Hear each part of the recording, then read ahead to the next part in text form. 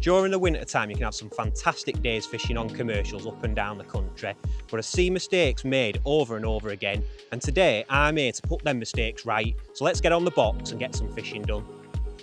4 foot is a good starting point for me. I always start on the small matrix pot. So they're my elastic choices that I use during the winter time. Because I've waited a while for that bite now, I feel like it's my time to change lines. Right, you join me at the fantastic Tunnel Barn Farm and we're on the Jenny's pool today. The sun is blazing, but don't be fooled by the weather. It was -1 this morning when we got here, absolutely freezing. The water temperature's still freezing, but what we've come down today is just to show you that you can have a fantastic day's fishing during the winter time on all these commercials up and down the country. But what I see is a few common mistakes made, and I'm here today just to go over them mistakes and hopefully put them right for you.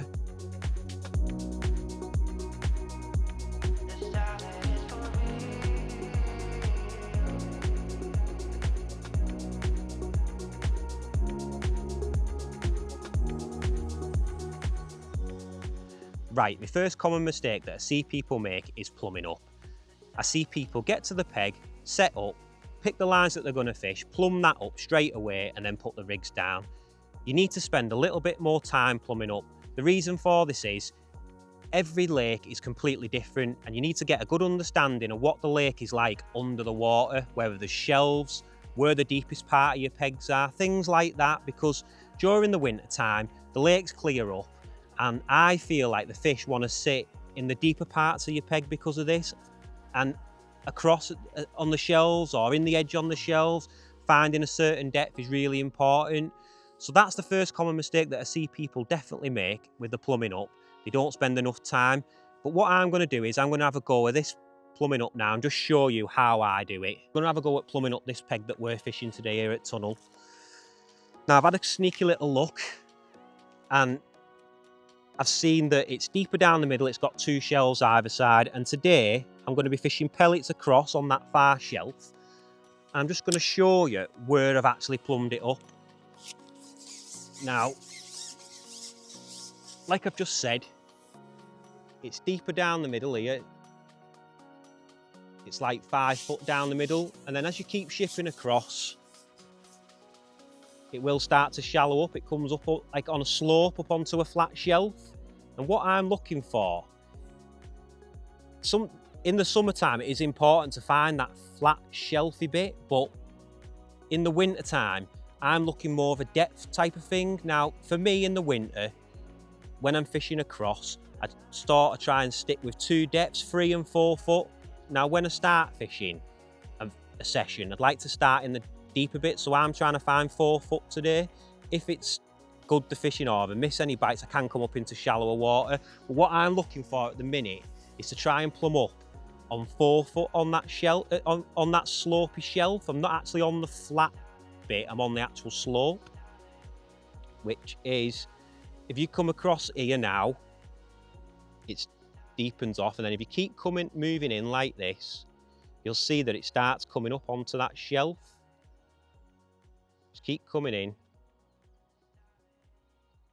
and eventually you'll find the bit where I've actually plumbed up, and that's where I'm going to fish it today, just on that shelf. That's 4 foot there, which I feel like is a really good depth during the winter, just because the lakes are clear, you see, and you can near enough see the bottom across. So a 4 foot is a good starting point for me. So that's how I've done that, plumbed that line up today in 4 foot. But like I say, it does deepen off into deeper water this way. You can find 5 foot down the middle, 6 foot, it deepens right off. But for fishing across, especially with baits like pellets and things like that, soft pellets, I want to be fishing starting in 4 foot really, which is there, and it'll come up even shallower. Comes up even more the closer you get towards the bank. It is actually quite deep on this lake. You're not going to get 3 foot on this lake, but it does come shallower towards the bank. But my starting depth, and it is quite a nice little flat slope that is exactly where I'm plumbing up. But I'm taking my time and making sure I've got a nice little area that I can fish on as well at the same time. And also as well, when I'm plumbing up, just make sure there's no debris about, because you're fishing across where there's a lot of reeds. They're all died off at the minute because it's winter time, but in the summer they grow out. They could be in your peg there. So just have a move about with your plummet and just make sure that there's nothing there in your peg and it's quite clear to fish on. So that's my first line that I plumb up. Now we'll come back and we'll move on to my other line where I'm going to be fishing maggots in deeper water. So obviously we've plumbed that across line on that slope where I want to be in 4 foot. Now my other line that I've picked today is to fish maggots with. It's a longer line out my peg in the deeper water. I've had a little plumb of my peg up and down, and I've found that this is the deepest part of my peg. It's about 5.5 foot. But I'm just going to ship out just to show you why it's important to plumb up as well, because where I'm fishing, it is up and down a little bit. And you just need, especially when you're fishing in the deep water with maggots, I do feel like it's important to try and find a nice little flat area where you can fish. Now if you look at this now where I'm plumbing, it comes up. If I go to my left, it sort of comes up, and then the more you keep going, it comes up, comes up. And then if you go to your right, where I've plumbed it is here. There. That's where I'll be fishing. There's a nice little tiny flat spot that's nice. There's about a foot flat spot. But then if you go to your right, it's still a bit flat. It's all right there, but it starts to see, it comes up onto like something there. It comes up. So it's up and down quite a bit in that area. But you've just got to try and find that flattest spot that you can fish on, really. And for me, when I plumbed it up, that was my flattest spot there where I found the like little area there, probably a foot, which is good enough for me to fish on. And that is the deepest part of my peg. I've had a plumb everywhere around that little area there. I've had a plumb to my right, and the deepest part was to my left. And I think it's really important to put your lines in, especially in the winter, in the deeper parts of your peg. So that's where I'm going to be fishing it today for fishing maggots, is there. So they're the 2 lines that we're going to be fishing. And as you can see, that's the reason why it's so important to plumb up, because if you didn't plumb that up, you will plumb it up, but if you didn't spend time with your plumbing up and working out what the lake's like, you'd never get a good understanding of what it's like under the water. So I feel like that's really important.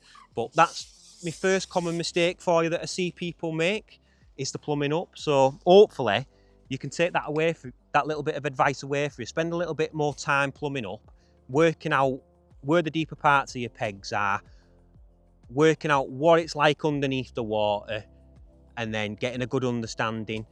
And as I said to you, during the winter time, I almost feel like you need to find the deepest parts of your pegs, especially in, like I say, in the winter, and also across when you're fishing on them slopes. For me personally, I've found, because the water's clear and you can see right down in the edges, 3 and 4 foot's a really good depth for plumbing up and finding across on them slopes. But I always start in 4 foot, and then if the fishing's really good or I'm missing quite a lot of bites, I can come up into 3 foot. So make sure you spend some time plumbing up, and hopefully that helps you out.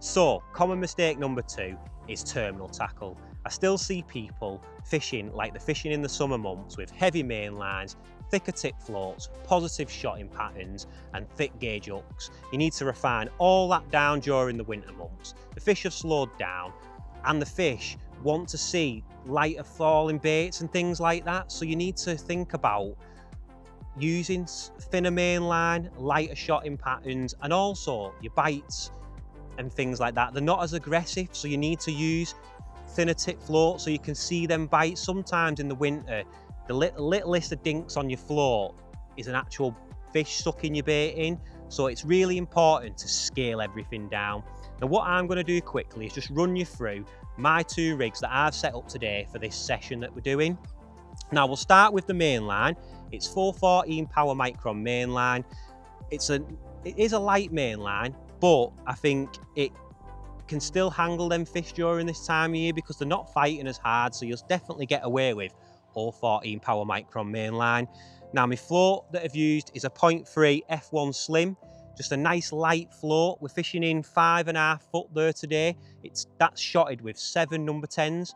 Now what I've done is the way that I've shotted it today is a bulk and 2 droppers. That's how I've started this session, but I can change that to how the fish react. So if I feel like you're catching fish on the drop, I can change my shotting pattern because I'm using cubes. I like to use cubes, especially in the winter as well, all year, summer and winter, just because when you're fishing them finer main lines, the 014 power micron, they don't damage your line, and also you can be dead versatile with them and move them about through your rig. If you want to change that to a strung out shotting pattern, you can. If you want to change it to a bulk and 1 dropper and it's really good to fishing, you can do that as well. So that's my main line, that's my floats. Number 10 cubes for my shotting pattern. Now my hook length is a 6-inch or 10 power micron hook length and a 20s prototype hook. We have got hooks coming out very soon. They're really good. I've been using them for a while now and I think everybody will enjoy them. So that's my first rig. Now I forgot to mention as well, now I have like quite a longer lash in the winter months. Just the reason why I have this longer lash from your float to your connector is just because if there's any wind, you can hold on to it a little bit more. Also, because the water's clear, you're keeping your pole tip out the way as well. And I have 2 number 8 back shots. That's just because if it is windy, I can keep all them keep a tight line to them 2 back shots and just keep everything in the correct position on my marker. So that's my first rig for fishing maggots in the deep water. And then my last rig that I set up for today, just get hold of that one, is for pellets across in 4 foot. Right, so my pellet rig for fishing across in 4 foot today is 014 power micron mainline, same as me on my maggot line, 2 number 8 back shots, the same reason again because I'm fishing a longer lash from my float to my connector just so I can hold on to it. Everything's the same reason as the other rig. Now my float today is a fine slim wire matrix float in a 0.4. I like fishing a wire just because you can have that little bit more stability with your float when you're fishing pellets across. I've got a number 11 trimmer under my float there just to trim me float tip right down so it's a pimple. As I said, them bites in the winter, they're so shy sometimes, you need to have it dotted right down. So that's a number 11 trimmer. Now this is shotted with, it's a 0.4 float, it's quite aggressive shotting. I do like to fish positive when I'm fishing with pellets just so you can read them bites. It is shotted with number 9s, it's just strung out 1 inch apart, again with cubes. Again, I like fishing with cubes because they don't damage your line and you can move them about. If I want to move that strung out bolt tighter, I can do. It's not damaging my line, just pull them down, just be dead versatile with it and move it about. Now my hook length for this is a 4-inch hook length to a 16-inch prototype hook. I like fishing a short hook length when I'm fishing with soft pellets, again, just so you can read them bites. I think them F1s especially, suck that soft pellet in and blow it out so quick. When you're fishing a longer hook length with soft pellets, you don't read a lot of your indications, so I fish a shorter hook length just so that it picks, when the F1 sucks your bait in, it picks up that first number 9 and you can see it on your float. So that's the rig for fishing with soft pellets. The nice and refined rigs, scaled down from summer fishing, so take that into consideration, and I think that will definitely help you out on the bank in winter time for you.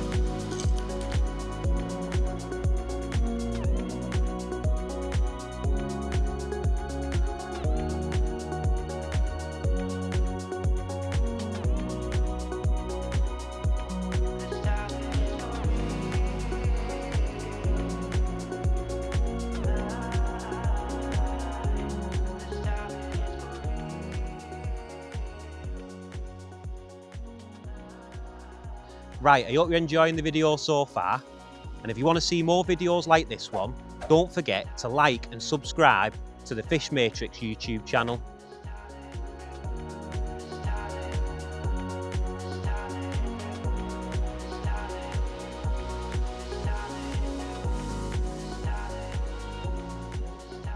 So during the winter time, I see a lot of people using the wrong grade of elastic for this time of year, fishing a little bit too heavy. Now, there's a few reasons why you need to step this down.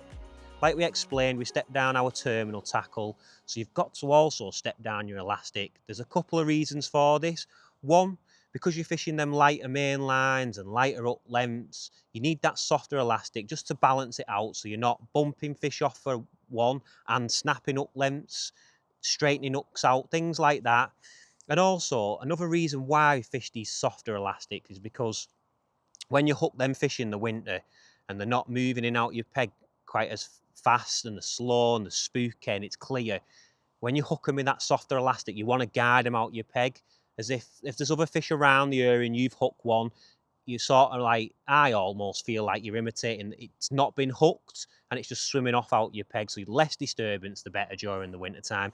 Now, what I'm going to talk about is a few of the elastics I like to use personally, and I've got them set up today for this session as well. So I'll start off with what I'm using today on my long line in the deep water for maggots. I fish it through a long kit. I like to fish it through a long kit, this elastic. It's the 6-8 orange slick. It's really, really soft, this. So if you're fishing for anything from small fish right up to double figures, it's good for it. It can angle it really well. It's dead soft. You'll not bump if you're fishing for any silvers or anything. That's why I've set it up down the middle, because we're fishing maggots. There's a chance of catching a few skimmers, things like that. It's just nice and soft. You're not going to bump any of them fish. And it's also got that little bit of backbone for them F1s and Carp as well. But I do personally, you can fish it through a short kit if you want, but I personally like to fish it through a long kit, this one. So that's what I fish for, that line. And I've also got set up today. Now, this is probably my ever faithful one that I get out the most for when I'm fishing in the winter on F1 snake lakes. It's the green slick. This is the 8 to 10s green slick. This is a mega elastic. When you're fishing for them F1s and Carp on snake lakes, across and things like that, that's what I've got it set up for today, fishing across with pellets. This is a really good elastic. Again, it's really soft, but it's just got that little bit more backbone to it for fishing for a lot more Carp and F1s, and I'm fished that through short kits as well. So that's what I use as well. And then another one I just want to touch on, I've not set it up today, but I have got it out for us, is the red slick. This is my ultimate summer shallow elastic as well, but I also use it in the winter time when I'm fishing up against reeds and snaggy areas and round pallet legs and stuff like that. And also if you're fishing for bigger stamp fish, like you're on a lot of big F1s, say 3 to 5 pound F1s, and big Carp up to double figures, I use the red slick. So this is the 10 to 12s red slick. So they're my elastic choices that I use during the winter time, and hopefully you can take this into consideration and it helps you out with your fishing on the bank.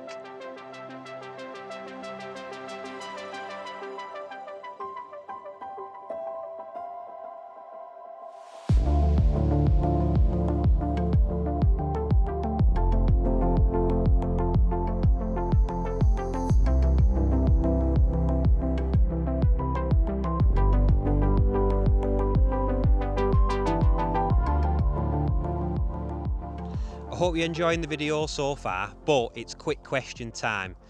Now, I go fishing all winter, but what I want to know is, where do you go fishing in the winter? Or are you a fair weather angler and only go in the summertime? Drop a comment in the comments below, because I'd really be interested to see where you go this time of year.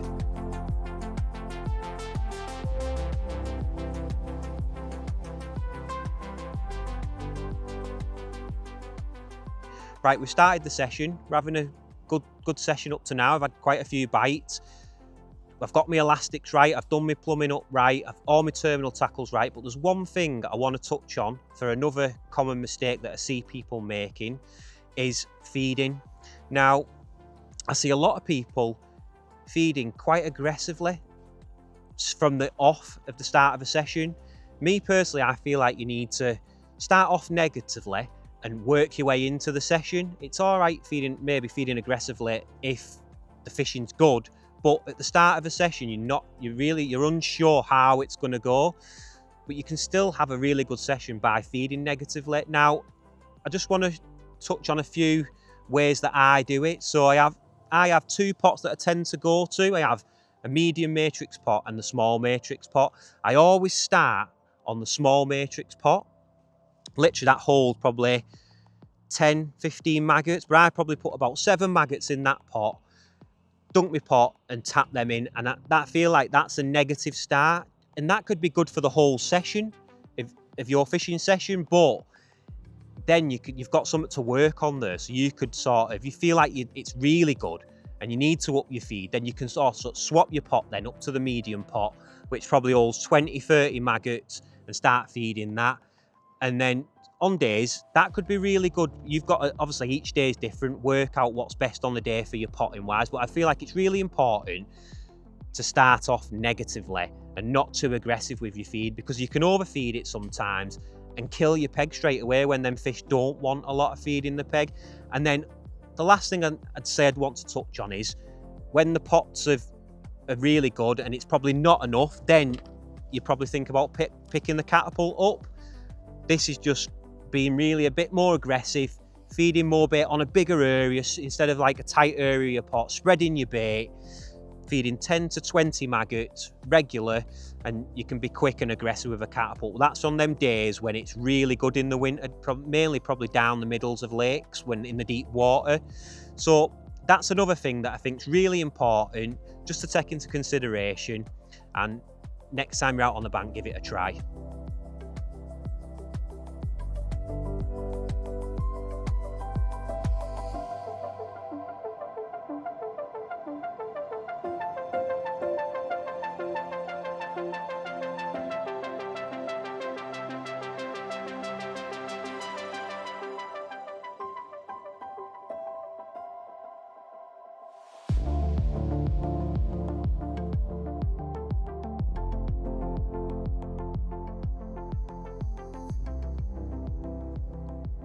Right, we're into another fish.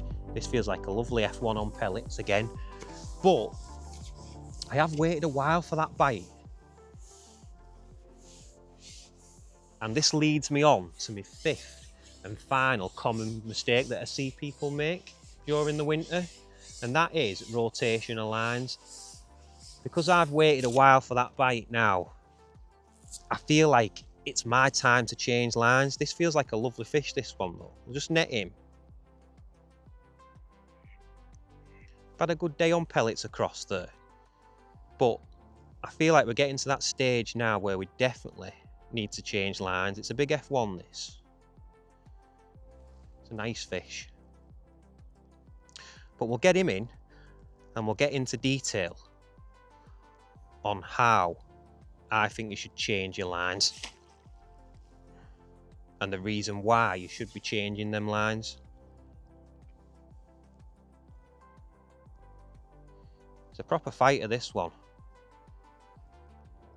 All the elastic doing the work, nice and soft. This elastic's brilliant this time of year for this.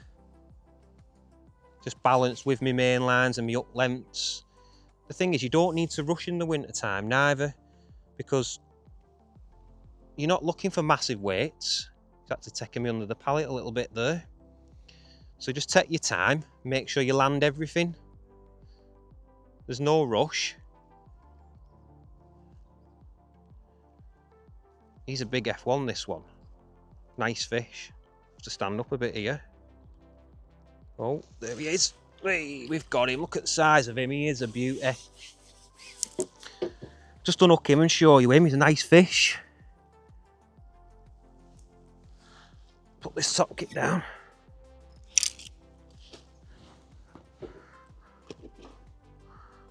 A lovely golden F1. But what we'll do is, I'll explain to you in a little bit more detail on my last mistake that I feel like people make. Right, so we've just had that lovely big F1 on the pellets across. But as I said to you, I feel like it's fading now, and I feel like it's time to come off that line, rest it, and switch lines. Now, before I do that, I just want to give you a few reasons on why I think you need to do this, and it's obviously a mistake that I see a lot of people do and fish that same line. I almost feel like if you're fishing away on that line and then fish are coming in, you're having a good run on it, they sort of disturb all the bottom and they come a little bit more spooky, especially in the winter time, because like I say, the lake's a lot more clear and they're more lethargic, the fish, so they stop coming in as well. But I almost feel like you're having that great run. You've had that great run on your, today we've had it on the pellet line, you've had that great run and then it goes all funny on you. And I think that's just because they've gone a little bit spooky. They know you're there fishing in your peg and you need to come off it. So what you do is you drop off it and you go on another line that you've been priming. So that's important as well, just priming them other lines that you are going to drop onto. Sometimes you don't have to prime the line. Neither you could be fishing across in 4 foot like we have been today on pellets, get a lovely run of fish and it go funny on you. Put that plummet back on, find the same depth somewhere along that shelf, re-plummet up and drop in again there. I just feel like it's because the fish actually know that you're fishing away there, and they've seen other fish be caught, a lot of disturbance. So when you've replumbed up, started a new line, there's not a drop of bait on the bottom, it's a fresh start, and then they can come in nice and confident again and you can catch them fish. So that's the reason why you should swap and change your lines. Also as well, I think timing as well is a big part of swapping and changing your lines. So time of day, I mean by this, so if you start your winter's match across, you're probably fishing as far out as your peg that you can because the fish have backed off out your peg. You're fishing across out your peg, long out your peg. But that line that you've put in, say, short, feeding maggots, is probably a really good line to drop on probably the last part of your session, your last hour, where you've been putting a bit of bait on it all day, it's not been touched, and then fish know that you're not there, they think you're not fishing in your peg, and you've gathered a lot of fish feeding on the bottom in your peg, and that's a sign that that last hour of your match, you can drop on it and maggots having a really good run of fish on it there. It's just about using your brain, thinking about your session a little bit, swapping and changing through them lines, and yeah, I hope that helps you out and puts more fish in the net for you going forward.